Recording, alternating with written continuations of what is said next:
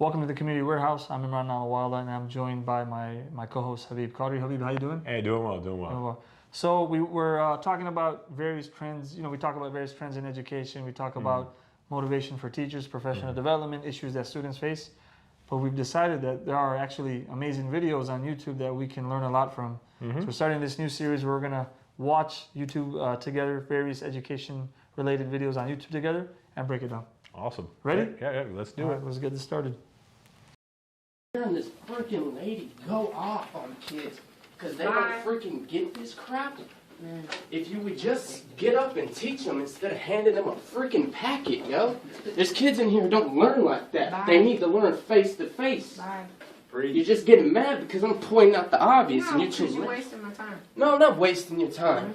I'm telling you what you need to do. Get out. You want kids to come into your class, you want them to get excited come for to this, be one of you gotta these come in here, you people. gotta make them excited. You want a kid to change and start doing better, you gotta touch his freaking heart. Can't expect a kid to change if all you do is just tell him. Bye. You gotta take this job serious. This is the future of this nation. And when you come in here, like you did last time, and make a statement about, oh, this is my paycheck, indeed it is. But this is my country's future and my education. I respect that. Can you go outside, please? Square I biz. got things But there's to a limit. When I'm not, but simply making an observation. Okay, okay. And now I will leave. You're welcome. Good, bye. And if you would like, I'll teach you a little more so you can actually learn how to teach a freaking class. Because since I got here, I've done nothing but read packets. So don't try and take credibility for teaching me jack. Just go, bye. Close the door. Little baby. Thoughts? Yeah, I think you look at it. I mean, there's no doubt about it. I don't know what happened beforehand, but at least what the point that the young man is making, and the idea of kind of connecting to the hearts, and then making sure that the teaching is happening and learning is happening, and even kind of brings up like we're the future of the nation, right? And we want to make sure. So I think that this is not about a young man just saying, well, I want to make some trouble, but really like I want to learn, right? I think you have to realize a lot of times kids do want to learn. They come to school to learn. And I always tell people that majority of times when you have classroom management issues, that if there's, you can't just have kids want to learn. You have something for them to be inspired to learn, right? Like it has to be something important for them to listen to engage in. And I think the young man kind of brings that up, and I think he brings up a comment before that says, hey, you made a comment about I'm just here for my paycheck. And so when you as a teacher come in with a different mindset, again, I don't know the whole background, but just taking from the young man's perspective that, hey, what you say in your body language says a lot about you when you're in that class. So allow me to play devil's advocate. I actually agree with what he's saying, and obviously as students, we went to public school system, educators as well. You're with a group of students for 6 to 8 hours a day, 5 days a week for the majority of the year, except spring break, winter break, and summer break. Sometimes frustrations boil over. Sometimes, teachers are humans as well, and they have bad days. But definitely some of the things he said were very interesting about like her comments about the paycheck. And also at the end where he said, since I've been here, all you've been doing is giving us packets to read. Right. Which we know it's not really teaching anybody, right? But the question is now, how much of this responsibility falls on this teacher as opposed to the system? Is she not just a product of the system that has trained her? Is this not the job of the school to vet and hire the best that they can?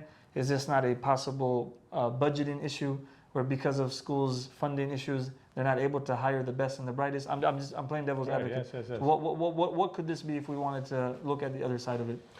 I mean, and it's just like anyone you could say, hey, if suppose this was their full-time teacher, right? And no doubt about it, as administration, we have to look at it and say, hey, do we have the right teacher for that demographics of students, that level of students, for the resources that the school classroom has, and saying, hey, is this the perfect fit? But now, at the end, even if they maybe at that moment had thought they picked the right person, then the question becomes the teacher, there are going to be resources and tools. They could give you the toolkits, right? But the disseminating that information, the inspiration, the motivation, The management of the classroom really comes back on the teacher. Now, the school can provide resources and PDs for this, but now it has to look at, are they doing what they need to do? Now, hopefully after this video, one might be the kid might get in trouble, but the other aspect is like, well, is this a reevaluation for the school to say, okay, what was happening in that class? Why is it that no one has brought this up to us before? Has there been problems? Has there been concerns? And that's something that we have to look at and say, hey, what this young man said, is there any truth to it? And if there was truth, is there anyone in our evaluations to show that this is the same thing what the child is saying? Right? Then it becomes administration like, well, there's no evaluations, there was no checks and balance, and that's why a teacher felt they could do what they want to do. Again, if from what we're watching the video and without the background. Again, it's going to be, the devil's going to be in the details in the sense like we would have to know what happened before. Yes. But if we take it at face value, it didn't look like he did anything wrong. He was probably questioning the teacher. Yeah. She probably wasn't providing a satisfactory answer for him. So he continued to ask questions, push back. But I would say as educators, we know that we are going to always be highly scrutinized because we have a big responsibility. We're dealing with, as he mentioned, the future of the nation, right? Yes. We're dealing with young people. Right. And there's going to be scrutiny. We got to make sure there's no abuse of the kids happening, psychological, physical abuse. Right. Even when we go to college and we study, there's a certification process. You don't just take a couple courses. No, it's an entire study. Yes. And then you do observational hours where you're observed in your teaching. So we would imagine that she knows that this is part of the job, right? You got to motivate the students. You got to make sure you're keeping them engaged. And quite honestly, like unless I were, as a kid, say in my feelings, I would love for someone to hold me accountable like this. Yes.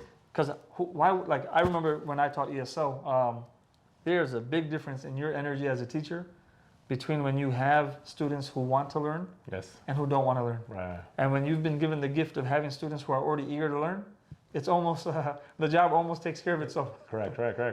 Yeah, I think that's something there. And especially he himself doesn't just talk about his classroom, but he himself.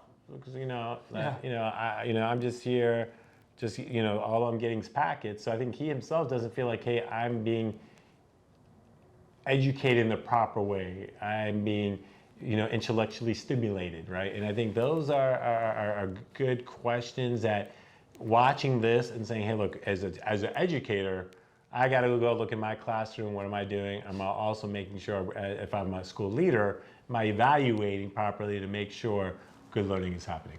If anybody, random thought, if anybody knows where this kid is today, put it in the comments. Maybe even get us in contact with him. It'd definitely be interesting to interview him and see where he's come after many years and what he's studying and what he's doing in life.